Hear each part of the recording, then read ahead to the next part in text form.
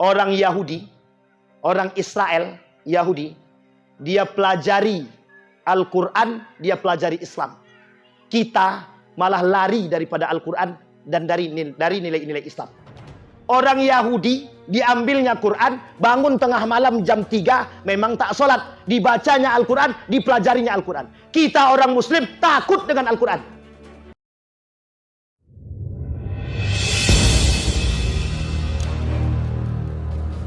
Assalamualaikum warahmatullahi wabarakatuh.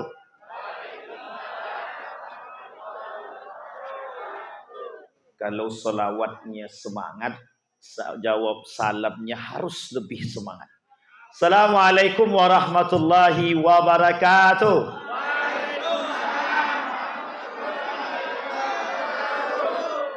Tapi jangan pakai emosi. Ini nampaknya banyak orang Jawa. Pak Ketua menyampaikan pakai bahasa Jawa. Kami di belakang tu mengangu je begini. Lantaklah kata saya. Tapi insyaAllah mudah-mudahan. Bismillahirrahmanirrahim. Alhamdulillahilladzi an'ama bini'matil iman wal islam. Bihima tatimmus salihat. Ashhadu an la ilaha illallah wahdahu la syarikalah. Wa ashhadu anna Muhammadan abduhu wa rasuluh la nabiyya ba'd. Allahumma salli wa sallim wa barik ala hadzal nabiyil karim.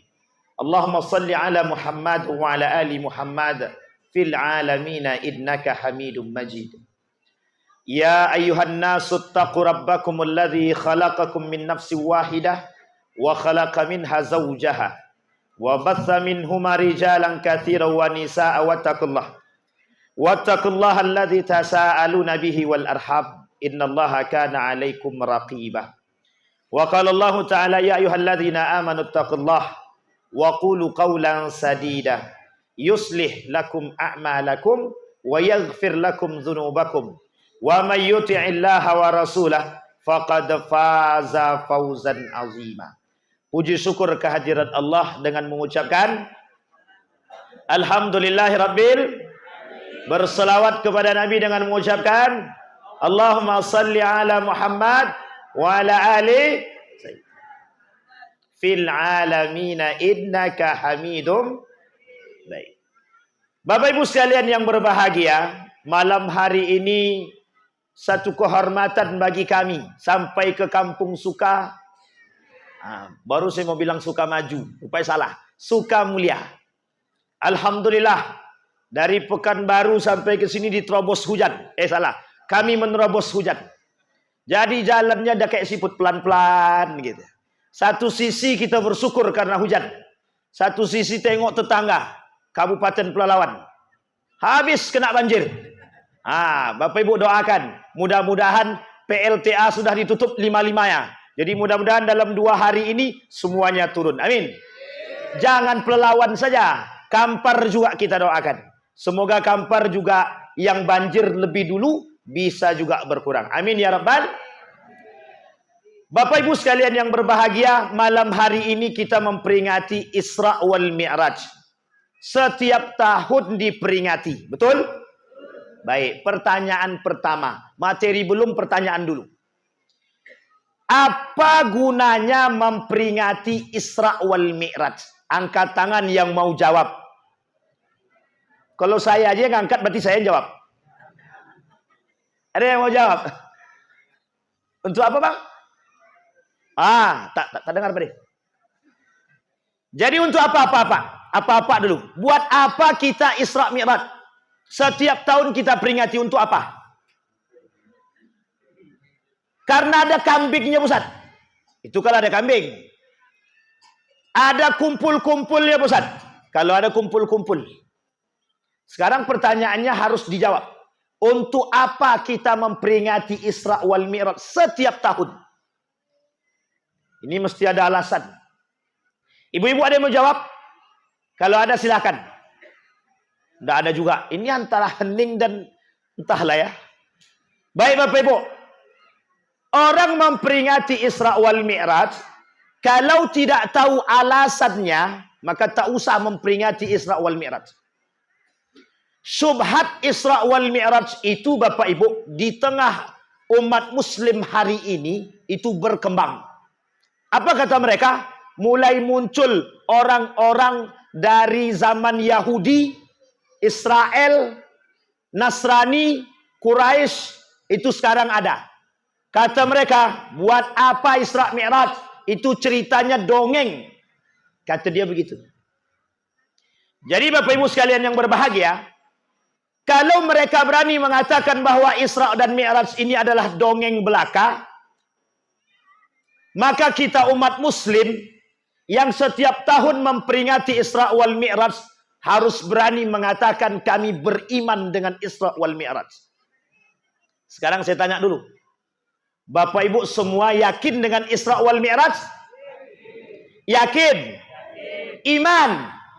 Baik, saya tanya satu lagi. Pertanyaan kedua. Kalau anak susah masuk sekolah karena sistem zonasi, datangnya kemana? Minta bantuannya kemana? Diam. Bapak Ibu jawab. Apa-apa datang kemana? Kalau anak-anak susah masuk sekolah, minta tolong sama siapa? Nah, tak ada yang jawab. Sama siapa, Pak? Sama? Oh, belum pernah. Belum punya anak berarti itu. Udah, Pak? Oh, langsung masuk. Itu kecerdas berarti itu. Betul. Kalau sawitnya tak berbuah, minta bantu ke siapa? Kalau mohon maaf, sawitnya harganya turun murah, minta bantu ke siapa? Katanya iman sama Isra wal Mi'raj. Sekarang kita tanya, kalau harga sawit turun, kira-kira mempisui atau bersyukur? Pisui apa bersyukur? Tahu pisui Bapak Ibu? Saya juga tak tahu. Tahu. Jadi Bapak Ibu, Isra wal Mi'raj itu formulasi dan simulasi isyarat yang Allah berikan. Dalam bahasa lain disebut dengan pesan langit untuk kita. Tadi dibacakan oleh adik kita, dibacakan juga sama Pak Ketua tadi. Kalau kaitannya dengan Isra, suratnya adalah surat Al-Isra. Tapi kalau kaitannya dengan Mi'raj, itu kaitannya dengan surat An-Najm ayat 1 sampai 10. Saya ulangi lagi. Kalau kaitannya dengan Isra, maka ayatnya surat Al-Isra ayat pertama. Kita coba rincikan. Subhanallazi. Cari ayat di dalam Al-Quran atau surat yang dimulai dengan memuji. Yang Allah kata, Subhanallazi, Maha Suci. Siapa yang Maha Suci itu, Pak? Siapa yang Maha Suci? Allah. Kenapa Allah mulai dulu dengan kalimat Subhan? Kenapa Allah mulai dengan kalimat Subhanallah? Ada yang tahu, Pak? Ini penting. Kita mukmin, kita percaya Isra Mi'raj, kita tahu ayatnya, kita tahu suratnya. Kenapa Allah mulai dengan kalimat Subhan? Alasannya cuma satu. Karena yang Allah perjalankan dengan metode memperjalankan sangat tidak masuk akal. Sehingga Allah dahului dengan kalimat Subhanallah. Puji dulu Allah. Setelah engkau puji Allah, baru engkau nalar dengan akal. Sekarang saya tanya, satu malam berjalan baginda Nabi, selesai semua. Kalau pakai pesawat dari dari Riau ke Mekah, pergi ke Kuala Lumpur dulu, dari Kuala Lumpur baru sampai ke Jeddah, dari Jeddah pergi lagi ke Mekah, itu tembus 15 jam. Kalau bolak-balik sudah berapa jam? 30. Tak ada pesawat bolak-balik. Sampai Jeddah pesawat tu tak mau balik lagi. Besok baru dia balik lagi. Artinya, perjalanan yang satu malam itu lebih bisa diterima oleh akal atau perjalanan pesawat yang tadi kita ceritakan? Mana yang paling masuk akal? Pesawat atau burak? Pesawat. Yakin. Berarti tak percaya dengan perjalanan Isra wal Mi'raj berarti kalau begitu. Maka Bapak Ibu, dimulai oleh Allah kalimatnya subhanalladzi. Terima kasih. Masya Allah. Dapat minum gratis. Kata Allah subhanallah. Subhanalladzi. Puji dulu Allah. Sama begini Pak ilustrasinya.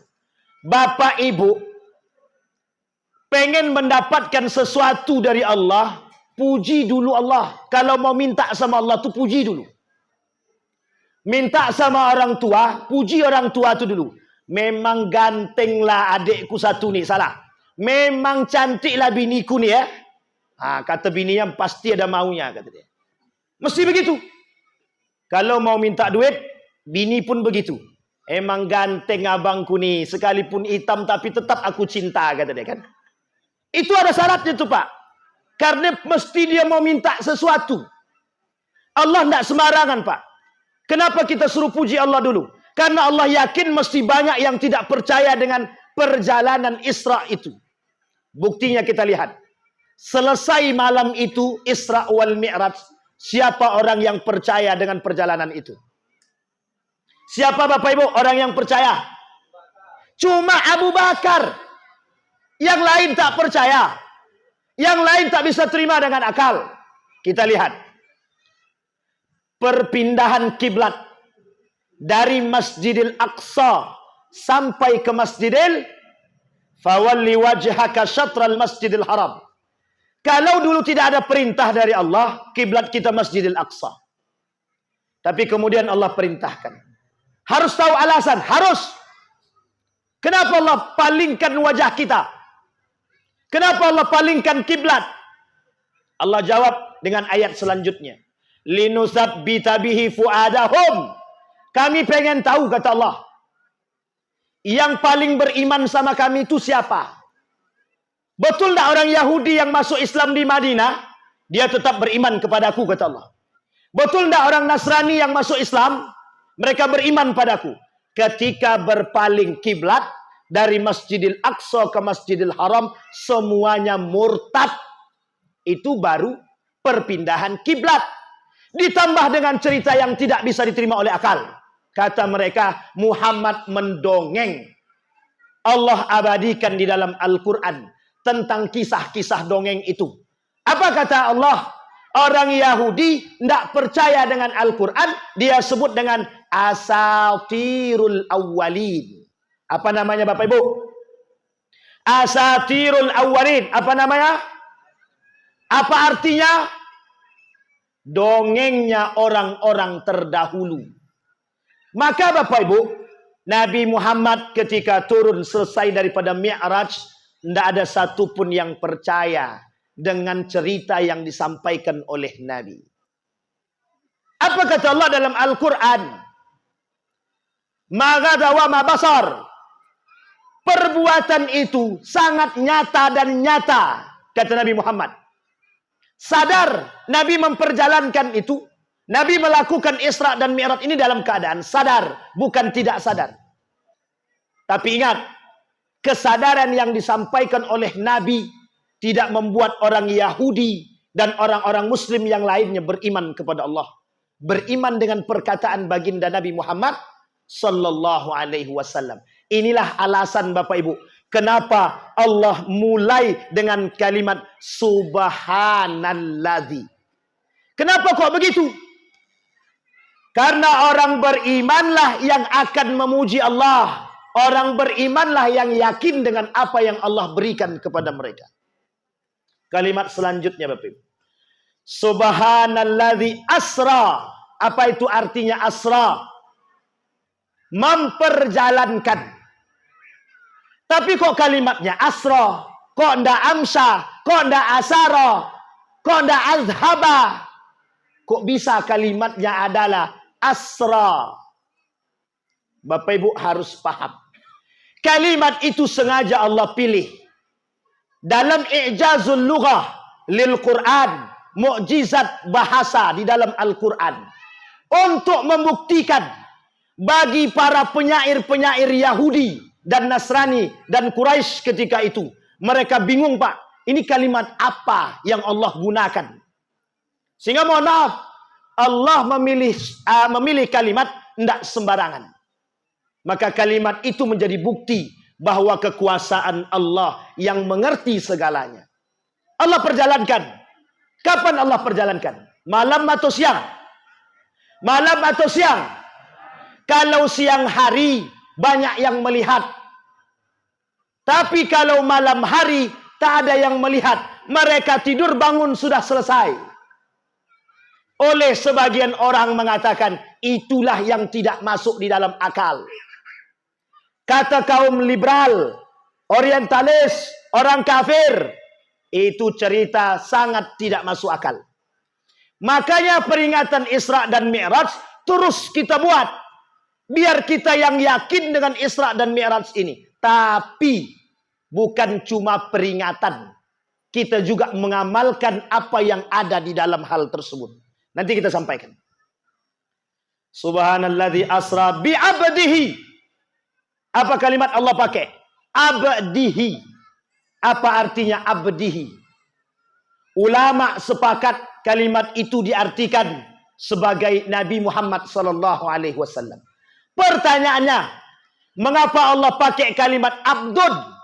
Kok anda Allah pakai kalimatnya Muhammad saja? Ada alasan? Ada. Apa alasannya? Kalimat abdun itu isyarat rasa cinta Allah terhadap kita semua, diwakili oleh baginda Nabi Muhammad sallallahu alaihi wasallam. Cinta sama Nabi. Ibu-ibu cinta sama Nabi? Yakin? Sama suami? Cinta kalau ada maunya katanya. Apa-apa cinta sama Nabi? Pak, cinta sama Nabi? Ya menjawab sikit. Itu nak berharap syafaat Nabi. Ahbib man ahbabta. Cintai siapa yang mencintaimu. Nah, ini penting untuk dipahami. Kata Nabi kata ulama ahbib man ahbabta wala tuhibbu man la yuhibbuk. Cintai orang yang mencintaimu, tapi jangan pernah engkau mencintai orang yang tidak mencintaimu. Maksudnya adalah kita tetap berada pada posisi persaudaraan. Sampai di sini bisa dipahami Bapak Ibu. Kembali kepada poin tadi. Kalau kita ngaku cinta sama Nabi, maka kita harus menjalankan apa yang dikatakan oleh baginda Nabi Muhammad sallallahu alaihi wasallam. Yakin atau tak yakin? Yakin? Kita lihat lagi. Baru satu nih. Isyaratnya adalah, simulasinya adalah, permisalannya adalah baginda Nabi Muhammad sallallahu alaihi wasallam. Kalimat abdun dalam riwayat yang lain, dalam ayat yang lain, Allah pakai bukti tanda cinta Allah kepada umatnya, kepada hambanya. Apa kata Allah? Qul li'ibadiyalladzina asrafu ala anfusihim la taqnatu min rauhillah, la taqnatu min rahmatillah. Kalimatnya Allah pakai ibadun. Apa artinya ibadun? Hamba-hambaku. Sama dengan kalimat asalnya, abdun. Artinya apa? Manusia yang punya banyak maksiat, dosanya segunung. Allah panggil dengan kalimat, wahai hamba-hambaku yang aku sayangi. Jangan pernah putus asa dengan rahmatku, kata Allah. Yang punya banyak dosa di sini siapa? Ada yang punya banyak dosa? Oh, semua ya. Ada yang membunuh orang? Kok tak ada? Ada yang minum khamar? Ada yang main judi? Kan panjang cerita tadi itu. Ini masalah kalau ini. Ada yang sabung ayam? La ilaha illallah, tobat. Baik, Bapak Ibu sekalian yang berbahagia. Ada yang main batu domino? Ada yang main kartu remi? La ilaha illallah. Amati. Itu dosa semua tuh. Itu baru berapa tuh? 1, 2, 3, 4, 5 baru. Ada yang punya pacar? Mana tadi? Yang punya pacar? Serius? Kita doakan putus. Amin. Itu kalau pacar yang sudah setelah nikah tak apa-apa. Kalau yang sebelum nikah kita doakan putus, amin. Yang di situ aja yang amin. Oh, yang di sini tak mungkin pacaran lagi, bosan. Dah tua-tua. Balik poin kita. Tapi ingat, jangan salah. Masih ada puber 40. Hati-hati. Tapi kalau tengok wajah 70 tahun ke atas. Kembali kepada poin kita, Bapak Ibu. Yang banyak dosa, Allah panggil dengan kalimat hambaku, kata Allah. Saking sayangnya Allah. Makanya kalimat itu disandarkan kepada Nabi, tidak namanya langsung. Isyarat rasa sayangnya Allah kepada kita semua melalui baginda Nabi Muhammad SAW. Sebesar apapun dosa kita, jangan pernah putus asa dengan rahmatnya Allah. Baik Bapak Ibu. Subhanalladzi asra bi'abdihi lailan minal masjidil haram. Dari masjidil ilal masjidil Aqsa. Sekarang kita lihat. Kenapa kok memperjalankannya dari Masjidil Haram? Ada yang tahu Bapak Ibu? Kenapa dari Masjidil Haram? Masjidil Haram lambang kesucian, lambang penghambaan. Di situ ada Ka'bah, di situ semua orang bersujud, di situ semua orang mengadahkan tangan kepada Allah, di situ semua orang menghambakan diri kepada Allah. Makanya Masjidil Haram lambang penghambaan. Sampai di sini bisa dipahami. Tapi kok ke Masjidil Aqsa? Dari kiblatnya Masjidil Aqsa pindah ke Masjidil Haram. Dari Masjidil Haram diperjalankan ke Masjidil Aqsa. Bapak Ibu tahu kenapa ke Masjidil Aqsa? Satu. Dalam kitab Arba'una Hadisan li Baitul Maqdis ada 40 hadis yang berbicara tentang keutamaan Baitul Maqdis. Apa itu Baitul Maqdis? Masjidil Aqsa. Satu. Dalam hadis yang lain Sunan Ibnu Majah. Kelak umat muslim, orang beriman di akhir zaman, yang sudah mendekat akhir zaman, hijrah mereka bukan ke Mekah, tapi hijrahnya ke Palestina untuk bersiap berperang dengan orang Yahudi dalam perang terakhir kita. Satu.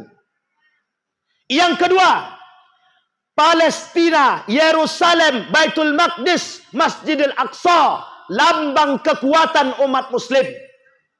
Lambang kekuatan umat muslim. Hancur Masjidil Aqsa, hancur semua umat muslim. Isyarat yang lain ada dalam hadis baginda Nabi Muhammad sallallahu alaihi wasallam. Apa kata Nabi? Kelak akan terjadi kehilangan nilai-nilai keislaman dari tubuh umat muslim itu sendiri, sedikit demi sedikit. Wa yabqal husalah, kata Nabi. Kelak akan terjadi hilangnya dari jiwa umat muslim nilai-nilai agama sedikit demi sedikit. Yang tersisa adalah keburukan. Dari keburukan-keburukan itu, Bapak Ibu sekalian yang berbahagia, dari keburukan-keburukan itu muncul goncangan demi goncangan, sehingga mohon maaf, akhir daripada kehidupan umat manusia yang disebut dengan akhir zaman, orang-orang beriman kembali ke tanah Palestina, berkumpul di sana untuk melawan dalam satu perperangan, kata Nabi. Perang terakhir kita yang bertemu dengan akhir zaman, itu perang melawan orang Yahudi. Lambang kekuatan kita di situ. Apa kata seorang ulama? Kalau Baitul Maqdis berhasil dihancurkan oleh Israel, Baitul Maqdis, Yerusalem, Palestina, Masjidil Aqsa berhasil dikuasai oleh mereka, maka Madinah, maka Makkah akan mudah dihancurkan oleh mereka. Itu lambang, Pak. Maka Bapak Ibu, Nabi bilang begini dalam hadisnya, bagi orang beriman, la tashuddur rihal illa ala thalathah. Jangan kalian pergi jalan-jalan kecuali 3 tempat. 1, Masjidil Haram, Masjidil Nabawi, Masjidil Aqsa. Maka Nabi diperjalankan oleh Allah ke Masjidil Aqsa. ingin menunjukkan kepada para nabi-nabi yang sebelumnya bahwa dia tetap pro terhadap Baitul Maqdis dan dia juga akan mendapatkan kekuatan untuk menjaga Baitul Maqdis. Bapak Ibu, sekarang saya sampaikan untuk kita semua. Masalah Masjidil Aqsa, masalah Palestina, ini bukan masalah rakyat Palestina. Ini masalah Masjidil Aqsa, masalah semua umat Muslim. Kalau Bapak Ibu semua tidak mau membela rakyat Palestina, maka bisa dipastikan Bapak Ibu semua tidak beriman.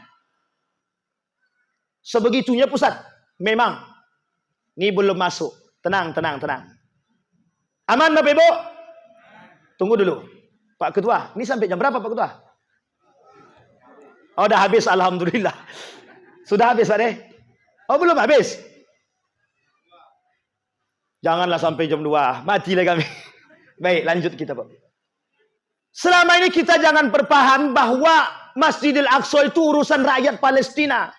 Kenapa rakyat Palestina itu berjuang mati-matian menjaga Masjidil Aqsa?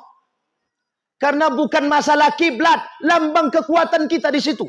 Lambang kekuasaan kita di situ. Kalau sekedar tempat tinggal Bapak Ibu, rakyat Palestina bisa pergi kemanapun. Bahkan mohon maaf, Indonesia siap menampung rakyat Palestina.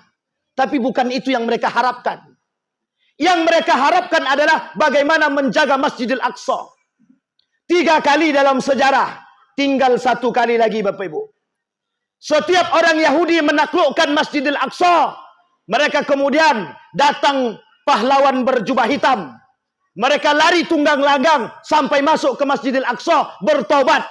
1. Yang kedua, mereka lakukan pembangkangan. Mereka rebut kembali Masjidil Aqsa. Mereka lakukan penindasan kepada rakyat Palestina. Kemudian datang pahlawan berjubah hitam. Yang kedua, mereka lari tunggang langgang masuk ke dalam Masjidil Aqsa, bertobat kembali. Kemudian yang sekarang terjadi lagi. Mereka berkuasa atas Palestina. Mereka hancurkan rakyat Palestina. Di malam genjatan senjata. Di malam genjatan senjata. Mereka layangkan rudal, 77 rakyat Palestina mati ketika itu, syahid. Padahal baru selesai genjatan senjata. Yahudi itu bukan parah lagi. Parah sangat. Musuh kita sampai kiamat. Jadi kami harus bagaimana pusat? Jangan beli produk Israel. Cukup. Kalau kita tak sanggup berperang dengan Israel, kita tak usah beli produk Israel. Sampai di sini bisa dipahami Bapak Ibu? Itu alasan kita harus ke Masjidil Aqsa. Itu alasan Allah memperjalankan Nabi ke Masjidil Aqsa. Karena lambang kekuatan umat Muslim. Bayangkan Bapak Ibu, bersatu semua umat Muslim kata Pak Prabowo. Apa kata Prabowo dalam pidatonya di Mesir? Dalam pidato resminya di Mesir. Mengapa umat Muslim ini kok serasa lemah? Karena terpecah belah. Kita tak bersatu. Kalau kita bersatu, rakyat Eropa, Amerika, apalagi Israel, mudah bagi kita singkirkan. Kata Prabowo. Berarti bersyukurlah Bapak Ibu yang pilih Prabowo. Yang tak pilih Pak Prabowo, ya bersyukur juga lah. Jadi sama-sama bersyukur kita. Itu pidato resmi beliau ketika di Mesir. Beliau ingatkan kepada seluruh kelompok umat Muslim, negara-negara Islam, kita tidak bersatu, makanya kita lemah. Kata beliau begitu. Sekarang ilustrasi itu kita bawa. Umat Muslim kalau masih berpecah belah antara satu golongan dengan golongan yang lain, sampai kiamat kita tidak akan pernah merasakan kemenangan. Yakin atau tak yakin? Jadi Isra dan Mi'raj itu tidak sesederhana yang kita peringati. Itu poin penting. Sekarang Bapak Ibu, dari Masjidil Haram ke Masjidil Aqsa. Apa kendaraan yang dipakai? Burak. Barakna haulah. Burak yang dipakai untuk perjalanan. Pertanyaannya, Secepat apa buruk itu? Cepat sangat atau cepat banget? Cepat betul apa cepat betul banget? Bapak Ibu, kalau dulu orang Yahudi tak percaya, orang kafir Quraisy tak yakin dengan buruk itu, kalau sekarang mereka sangat yakin. Sudah ada pesawat yang mereknya buruk. Lu sama. Artinya apa? Dari Riau ke Yogyakarta yang harusnya ditempuh 2 hari 2 malam pakai mobil, sekarang cukup 2 jam. Naik apa? Naik buruk. Naik apa nama pesawat tuh? Airline, Lion. Nampak tak pernah naik pesawat kan? Naik apa Pak? Tak pernah. Samalah kita tuh. Kembali kepada tadi Pak. Seorang ilmuwan dari Jepang melakukan penelitian kecepatan cahaya. Ketika kecepatan cahaya bisa dia teliti, dia terima dengan akal kecepatan buruk. Kecepatan buruk diisyaratkan seperti kecepatan cahaya yang bisa mereka terima dengan ilmiah. Sehingga mohon maaf, peneliti tersebut masuk Islam hanya gara-gara meneliti kecepatan cahaya. Dan dia membaca sejarah Isra wal Mi'raj. Dia temukan ada alat kendaraan yang pada masa itu, yang seharusnya pada masa itu tidak ada pesawat, tapi ada buruk yang hari ini bisa dirasakan oleh siapapun. Apa kata beliau? Asyhadu an la ilaha illallah wa asyhadu anna Muhammadar Rasulullah. Keagungan Allah dalam sejarah Isra wal Mi'raj bisa membuat orang masuk ke dalam. Jadi kalau kita umat muslim yang ragu, maka itu keblinger. Tahu keblinger Bapak Ibu? Apa itu keblinger? Mesti, apa itu arti keblinger itu Pak De? Ya itulah pokoknya. Saya harap kita Bapak Ibu paham. Saya paham tapi sulit mengungkapkan. Ini yang susahnya. Nah Bapak Ibu sekalian yang berbahagia, dalam sejarah Isra dan Mi'raj ini, perjalanan Nabi dari Masjidil Haram ke Masjidil Aqsa selesai. Itu namanya Isra. Sekarang tinggal Mi'raj Bapak Ibu. Tinggal Mi'rajnya.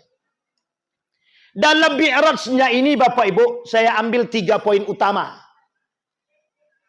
Poin pertama kata Nabi, ketika baginda Nabi Muhammad SAW dalam Mi'raj ini Bapak Ibu, sebelum berangkat Nabi diberi pilihan. Pilih susu atau pilih racun. Nabi pilih mana? Nabi pilih mana? Nabi pilih susu. Kata malaikat, untung. Coba kau pilih racun. Semua pengikutmu, hamba-hambamu, umat-umatmu, kata dia, akan memilih yang kau pilih, kata dia. Sekarang saya lihat. Saya kasih satu contoh Bapak Ibu. Ketika Nabi pilih susu, Nabi tak pilih racun. Jibril bahagia. Untung Nabi pilih daripada susu. Kelak umatmu akan mengikuti. Sekarang kita lihat. Kita lihat sekarang. Orang hari ini lebih banyak pilih mana? Susu atau racun? Apa-apa? Pilih susu atau racun? Lah lain nih. Lah lain. Tapi ingat Bapak Ibu, kata Nabi, saya ambil dalam isyarat Nabi, dalam hadisnya. Kata Nabi begini, tidak akan terjadi hari kiamat sampai bertebaran di tengah umat muslim subhat-subhat. Yang harusnya susu itu istiqomah jadi susu. Yang seharusnya racun tetap jadi racun. Tapi sekarang Bapak Ibu, susu dicampur dengan racun, racun dicampur dengan susu. Jadinya apa? Racun susu. Maksudnya apa Pak Ustaz? Maksudnya yang terjadi hari ini banyaknya subhat. Untung Nabi pilih susu. Tujuan Nabi satu. Ada isyarat, ada. Kelak di akhir zaman kata Nabi, banyak subhat. Orang menghalalkan yang haram, mengharamkan yang halal, membenarkan yang salah, menyalahkan yang benar. Itu yang terjadi di tengah umat muslim hari ini. Kami banyak duit, suka-suka hati kami lah. Itulah dia masalahnya tadi itu. Keblinger. Bayangkan kata Nabi, Banyak sekali subhat itu di akhir zaman itu, kata Nabi. Orang yang tadinya mengikuti Nabi, memilih susu, mereka tak pilih susu lagi. Tapi yang mereka pilih adalah susu racun atau racun susu. Kenapa? Mereka campur adukkan. Sekarang kita perhatikan Bapak Ibu. Makanan kuaci itu halal apa tak halal? Halal apa tak halal kuaci? Halal. Dicampur minyak babi. Jadi halal apa haram? Makanya halal haram. Sampai di sini bisa dipahami betul. Sekarang ini Bapak Ibu, banyak makanan yang mohon maaf bercampur dengan minyak babi. Kalau Bapak Ibu tidak pandai-pandai memilih, maka selamatlah kita. Tapi kan kami tak tahu Pak Ustaz. Kalau tak tahu kan aman. Itu baru betul. Tapi kan kalau bisa kita cari tahu. Jangan sampai tak cari tahu. Mentang-mentang minyak babi, daging babi itu enak. Nikmati aja lah, kata dia. Kok tahu, kata dia. Ini bahaya nih. Jangan ungkit-ungkit masa lalu. Dulu Bapak Ibu, saya pernah makan bakso babi. Saya tahunya setelah terakhir, setelah selesai. Jadi sudah makan bakso ini di Jawa. Waktu saya tinggal di Yogyakarta. Saya 18 tahun di Yogyakarta. Anda halal itu. Ini bahaya loh. Baik Bapak Ibu. Jadi Bapak Ibu sekalian yang berbahagia. Tahunya itu setelah dosen saya bilang. Toko bakso itu, tukang pasok dagingnya kawan saya, kata dia. Itu daging yang dipasoknya daging babi, kata dia. Kawan saya yang makan yang tambah 2 kali tadi, dia ambil tangan dimasuknya ke dalam kerongkong. Langsung muntah dia. Kata saya, nanggung, ntar keluar sendiri, saya bilang. Tidak perlu dimuntahkan. Nah ini cerita saja Bapak Ibu. Memang begitu keadaannya. Sekarang Bapak Ibu, nama minyak babi, daging babi yang berkaitan dengan babi ada 100 lebih nama dalam bahasa Inggris. Hanya tujuannya satu saja. Agar kita umat muslim ini bisa ragu dan bisa mengkonsumsi itu. Saya sampaikan apa adanya Bapak Ibu. Biar kita umat muslim ini sejalan dengan apa yang Allah katakan.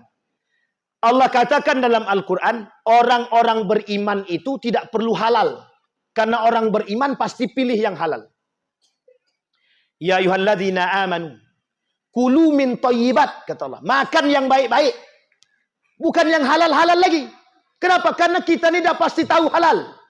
Kalau orang mukmin yang dimakan dia tak tahu dia masalah halal dan haram, itu bukan orang mukmin. Itu orang apa namanya? Ya muslim. Muslim tapi bukan Sekarang perhatikan. Banyak sekali manusia hari ini, mohon maaf. Sedikit sekali memperhatikan kehalalan makanan tersebut. Dia tak pikir, dia tak cari tahu. Kita lihat Pak, mohon maaf. Ada namanya Britok. Roti Britok. Kalau Bapak Ibu masuk mall-mall, pernah ke mall?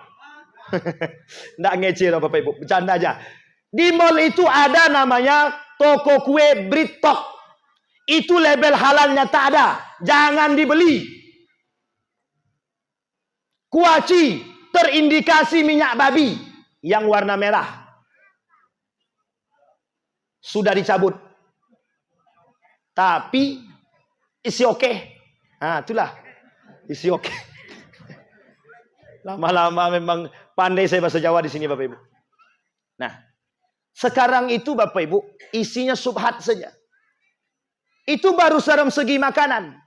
Sekarang kita perhatikan subhat yang lain. Orang hari ini kata Nabi, kelak di akhir zaman itu la ya'tiyanna 'alan nasi zamanun la yubali bima akhadha. Aminal halal, aminal haram. Kelak di akhir zaman kata Nabi, umat-umat muslim itu tak lagi memperhatikan apa yang mereka makan, apa yang mereka dapat. Mau halal, mau haram, terserah. Yang penting perut kami terisi. Gitu. Itu yang ngomong bukan saya Pak. Nabi. Itulah isyarat daripada kenapa Nabi pilih susu. Agar Nabi ingin katakan kepada kita semua, wahai umat-umat beriman, orang-orang muslim, yang kalian makan yang baik-baik, yang halal-halal, bukan yang haram, yang benar, bukan yang salah. Suap tu halal apa haram? Suap halal apa haram?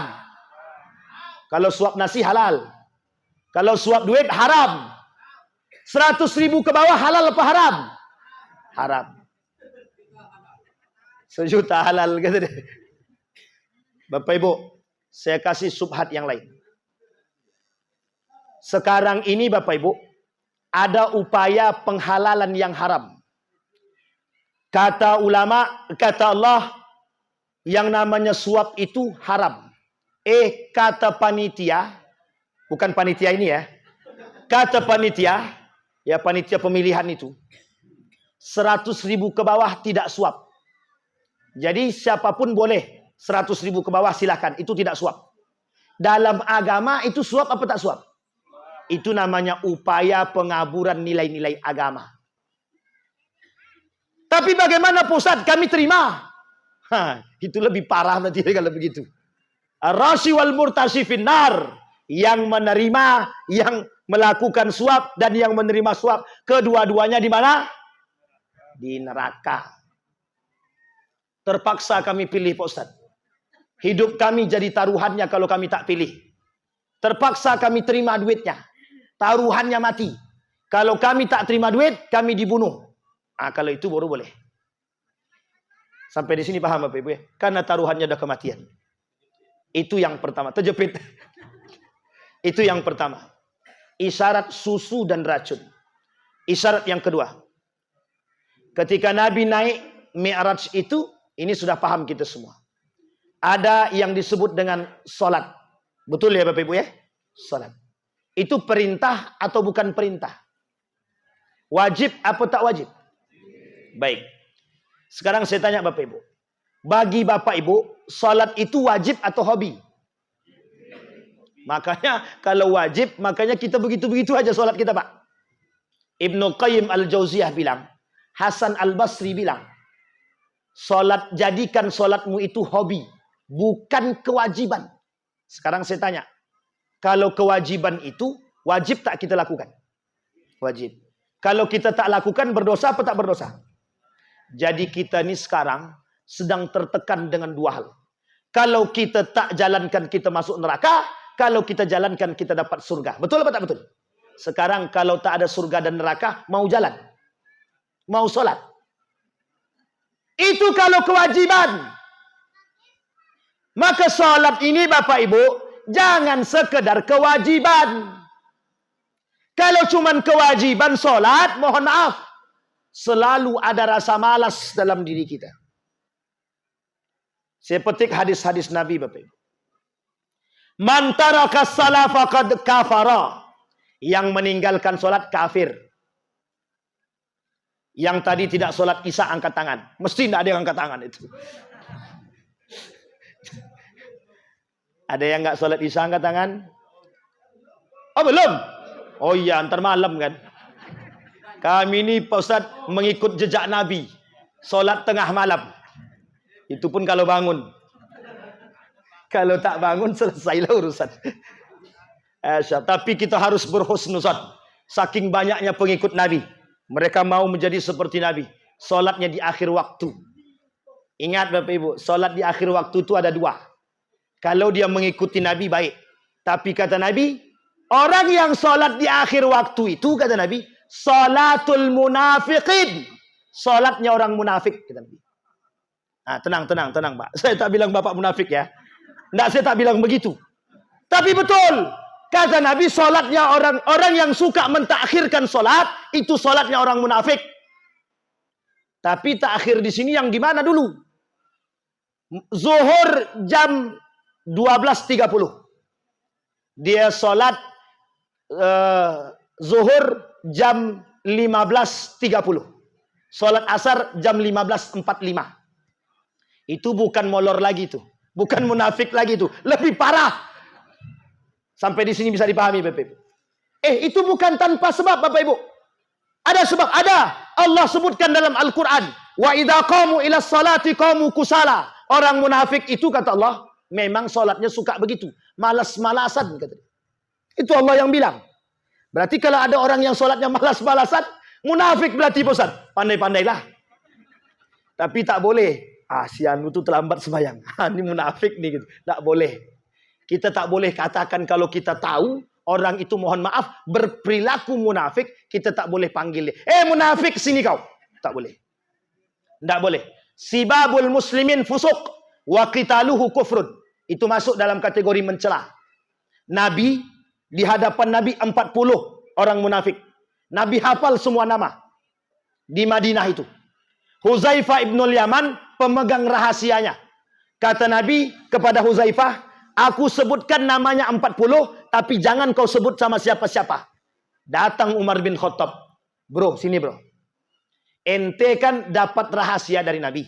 Kata Huzaifah, siapa nama yang 40 itu? Ada enggak nama aku? Kata Umar bin Khattab. Kata Huzaifah ibnul Yaman, begitu aja. Tak sebut pak. Huzaifah tak berani sebut nama orang itu. Artinya apa? Saking menjaganya. Sekalipun Huzaifah tahu, tapi Huzaifah tak sebutkan. Pak.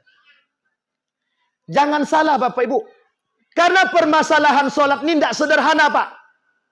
Kata Allah dalam Al-Quran, solat mencegah perbuatan keji dan mungkar. Lah itu yang di atas. Solat jalan, korupsi jalan. Apa namanya itu? Solatnya, wajahnya menghadap kiblat, hati dia menghadap duit. Itu namanya solat juga. Tapi pertanyaannya, benar apa tak benar solatnya?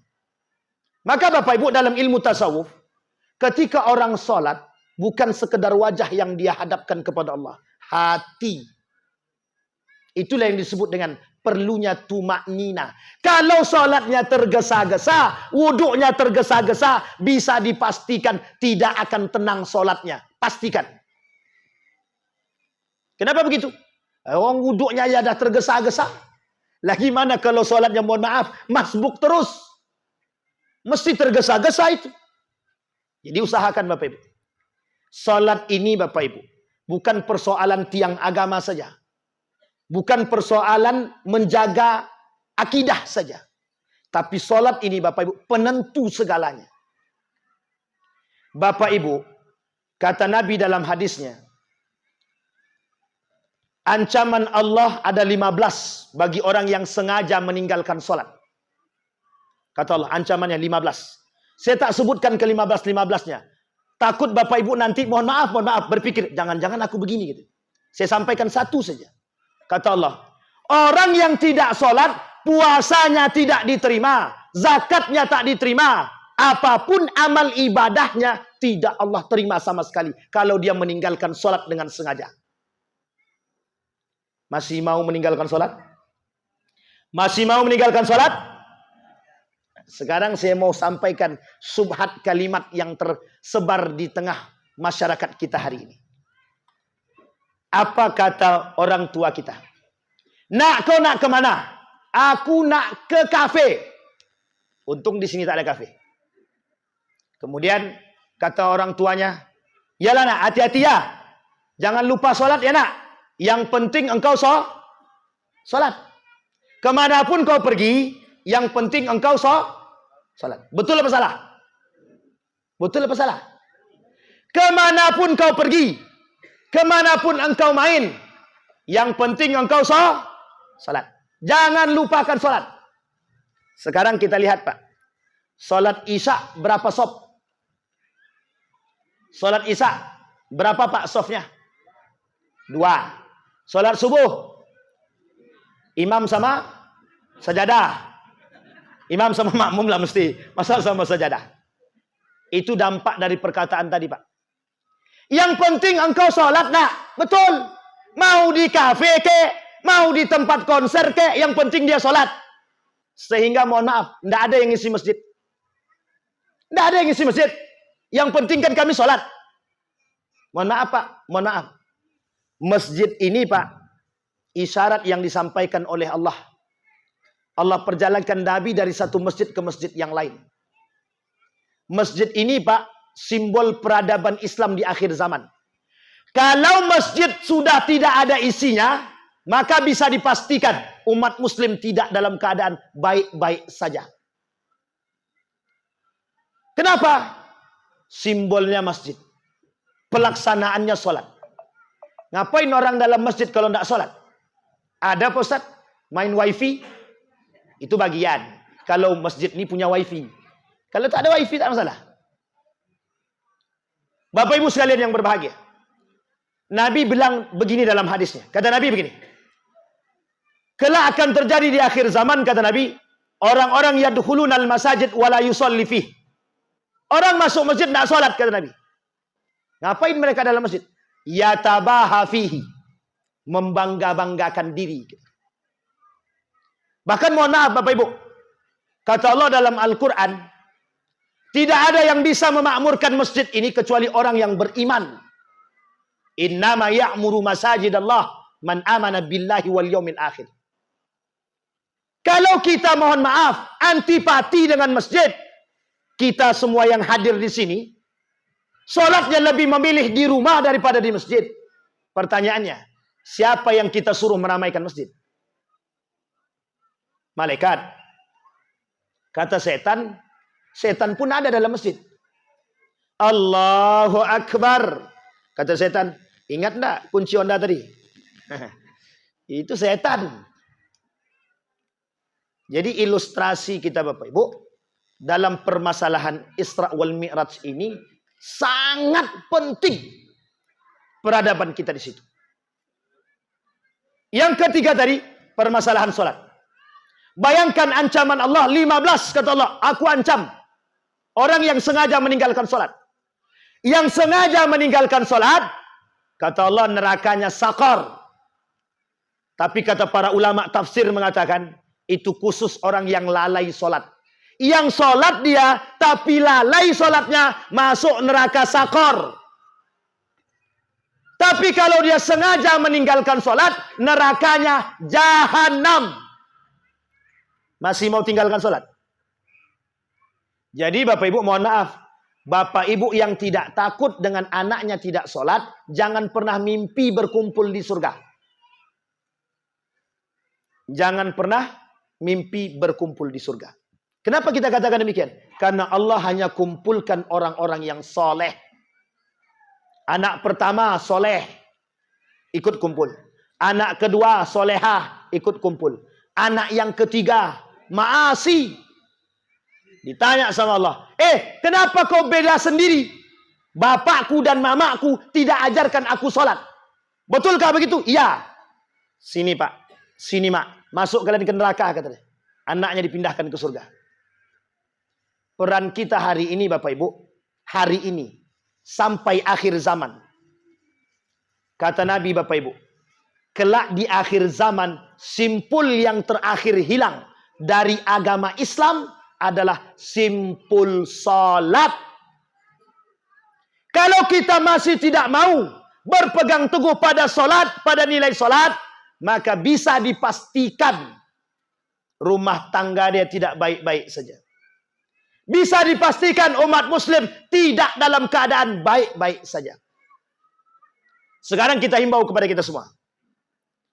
Mari sama-sama Pak, kita sholat, ramaikan masjid.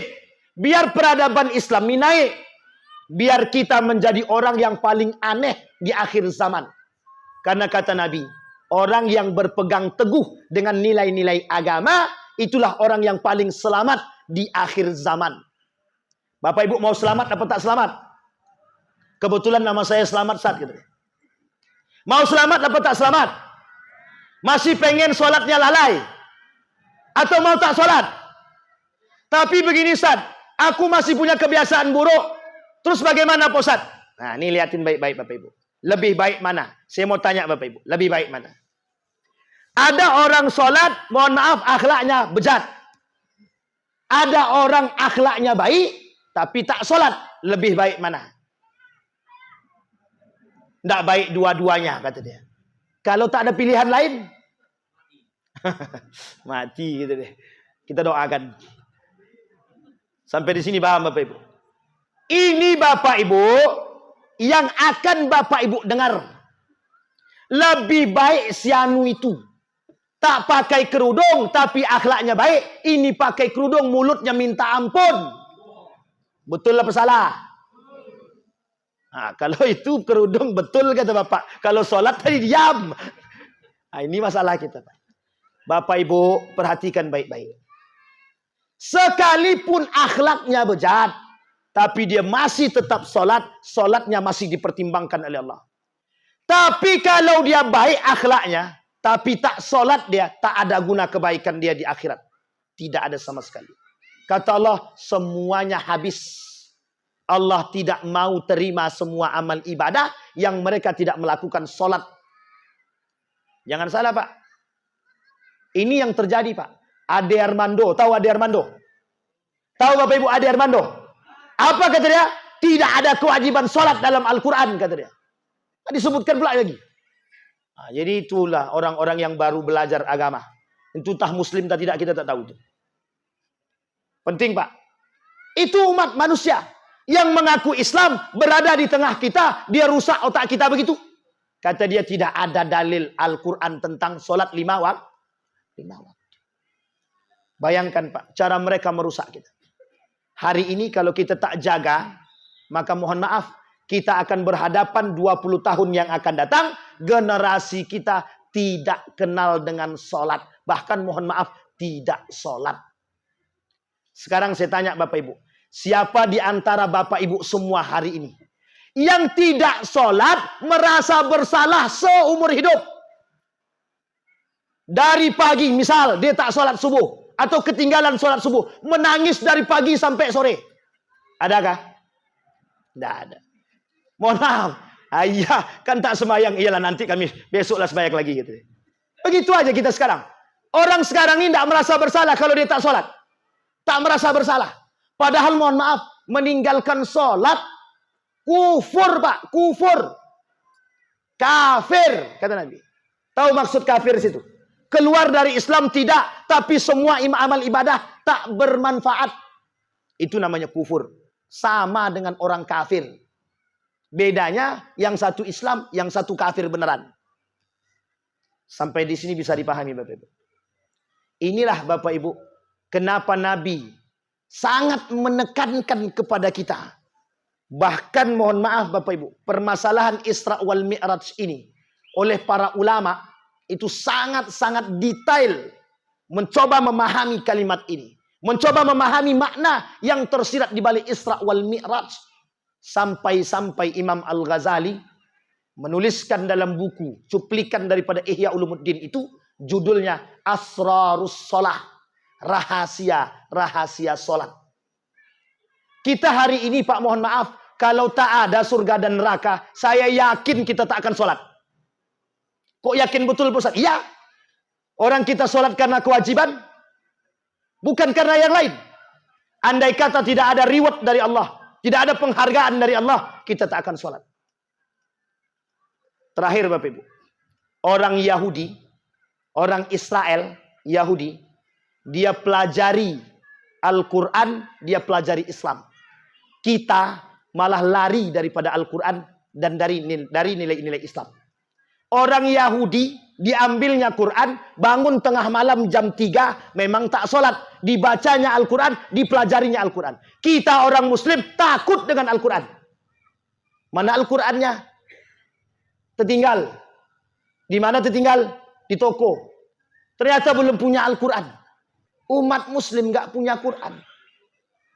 Pertanyaannya, dengan Quran saja begitu, bagaimana dengan sholatnya? Sampai di sini bisa dipahami Bapak Ibu. Maka Bapak Ibu sekalian yang berbahagia, saking pentingnya sholat itu, kata Nabi, satu-satunya perbuatan yang pertama kali dihisab oleh Allah, penentu dari segala amal ibadah. Kalau dia tak sholat, maka semua amal ibadah tidak ada satupun yang Allah terima. Bahkan mohon maaf Bapak Ibu, mohon maaf, kalau di rumah kita selalu terjadi bencana, entah itu perang dingin, entah itu perang Badar, entah itu perang apapun, tengok suaminya sholat atau tidak. Tengok anaknya sholat atau tidak. Tengok bininya sembahyang apa tidak. Kalau semuanya tak sembahyang, jangankan perang Badar, hancur pun mau. Sampai di sini bisa dipahami Pak. Saking pentingnya sholat. Saya kira Bapak Ibu semua tidak ada yang tak sayang dengan keluarganya. Karena rasa sayang kita kepada keluarga kita, Bapak Ibu, ketika kita mengingatkan keluarga kita kepada Allah, maka kalimat yang tepat untuk memaknai kalimat Mi'raj dalam Isra wal Mi'raj ini adalah bagaimana kita umat muslim ini menyerahkan hati kita kepada Allah. Mi'rajuhu ilal ulya. Naik ke atas hati kita nih. Paham tak kita maksud Allah? Itulah yang disebut dengan pesan dari langit untuk kita semua. Penting apa tak penting Isra Mi'raj itu berarti? Penting apa tak penting? Jadi sekarang sudah paham Bapak Ibu kenapa kita memperingati Isra wal Mi'raj? Recharge. Nah, itu bahasa lainnya. Recharge. Artinya apa itu? Recharge itu mengecas ulang. Artinya apalah terserahlah. Artinya apa? Kita sekarang ini sedang mengulang. Apa makna di balik itu semua? Agar mohon maaf, peradaban Islam itu Bapak Ibu mulai naik lagi. Masjid sebesar ini, mohon maaf jangan tersinggung. Masjid sebesar ini isinya satu shop. Saya keliling Masjid Pekanbaru Bapak Ibu, keliling Masjid Pekanbaru. Sekarang sholat Jumat pun, mohon maaf, tidak penuh masjidnya. Tapi berlomba-lomba buat halamannya, buat menaranya, buat lantai 2-nya, yang isi malaikat, yang isi setan. Tidak ada manusia yang isi. Sudah tahu jamaahnya sampai segitu. Masih diperbesar sampai tingkat ke atas. Harusnya kita Bapak Ibu berpikir. Nah Bapak Ibu, sebelum saya tutup. Kata Nabi, kelak di akhir zaman akan hilang sifat perhatian dari setiap muslim dengan muslim yang lain. Jadi Bapak Ibu, maksudnya adalah, kata Nabi, kelak orang-orang itu tidak akan lagi peduli dengan muslim yang lain. Ibadahmu, ibadahmu, ibadahku, ibadahku. Sekarang saya tanya, Bapak Ibu seperti itu atau tidak? Pak, tolong tengok si Anu tu. Ajak dia sembahyang. Pandailah itu urusan dia. Ibadah-ibadah dia. Solat-solat dia. Begitu tidak kita? Itu salah. Salah. Solat tu ajak sama-sama. Kalau bapak ke masjid, berhenti warung kopi, bawa kopi-kopi itu sekali ke masjid. Ajak orang tu solat. Ayo kita solat berjamaah. Biar apa? Mohon maaf Pak. Kalau bukan kita yang meramaikan masjid, besok masjid kita diambil orang, kita mau ngapain? Masjid diisi orang, kita ngamuk. Kita tak datang ke masjid. Sampai di sini paham Bapak Ibu? Artinya apa Bapak Ibu? Penting atau tak penting kita melaksanakan sholat itu? Jadi Bapak Ibu sekalian yang berbahagia, kembali kepada poinnya. 3 yang saya sampaikan. 1, permasalahan masjid. Yang kedua, permasalahan salat. Yang ketiga, permasalahan simbol. Yang terakhir, permasalahan simbol. Apa itu simbol? Yang tadi saya sampaikan Bapak Ibu. Bada'al Islam gharib wa sayaudu kama bada'al gharib. Islam ini datang dengan keanehan, maka dia akan kembali dalam keanehan. Islam aneh di telinga orang kafir Quraisy, tapi kelak di akhir zaman Islam aneh di telinga orang-orang Islam itu sendiri. Nilai-nilai keislaman bagi mereka aneh. Yang halal bagi mereka aneh. Yang haram itu biasa. Solat di masjid bagi orang aneh. Solat di rumah itu sudah biasa. Orang rajin puasa bagi orang itu aneh. Kelak di akhir zaman seperti itu. Di tengah umat muslim itu sendiri. Maka Bapak Ibu, kalau kita selaku orang muslim, harusnya kita yang menjadi orang yang pertama beriman kepada Allah. Kita yang meninggikan nilai-nilai keislaman. Kata Nabi kepada Ibnu Abbas, ya gulam, ini kalau tidak disuruh berhenti, tak berhenti-berhenti nih. Ya gulam, ihfazillah yahfazka. Apa kata Nabi? Hei Ibnu Abbas, jagalah olehmu nilai agama, niscaya Allah akan menjagamu. Ihfazillah yahfazka. Ya gulam, ihfazillah tajid tujahak. Kalau kau jaga agama Allah, kalau kau jaga nilai-nilai agama, niscaya Allah akan menjagamu. Maka Bapak Ibu, saya sampaikan, Islam kelak akan hilang di telinga umat muslim, yang tersisa tinggal nama. La yabqal Islam illa ismuh, wa la yabqal Quran illa rasmuh, kata Nabi. Kelak di akhir zaman, Islam cuma tinggal nama, Al-Quran cuma tinggal tulisan. Kenapa? Karena kita umat muslim ini tak mau menjalankan nilai-nilai agama, termasuk permasalahan sholat. Maka Bapak Ibu sekalian yang berbahagia, yuk sama-sama kita tumbuhkan rasa cinta kita sesama saudara. Jalan kalau tengok ada yang sedang nyapu, dah mau azan bu, ke masjid aja. Nah, ingatkan begitu, jangan malu-malu. Jangan pula yang diingatkan, wah tak usah ikut campur urusan orang lagi. Nah, kalau dia bilang begitu, doakan dalam hati, semoga Allah memberikan taubat, menerima taubatnya. Ah begitu, atau memberikan hidayah. Ini tak mau dia ke masjid, lantaklah kau, matilah kau, mati kafir kau. Nah, begitu pula kata.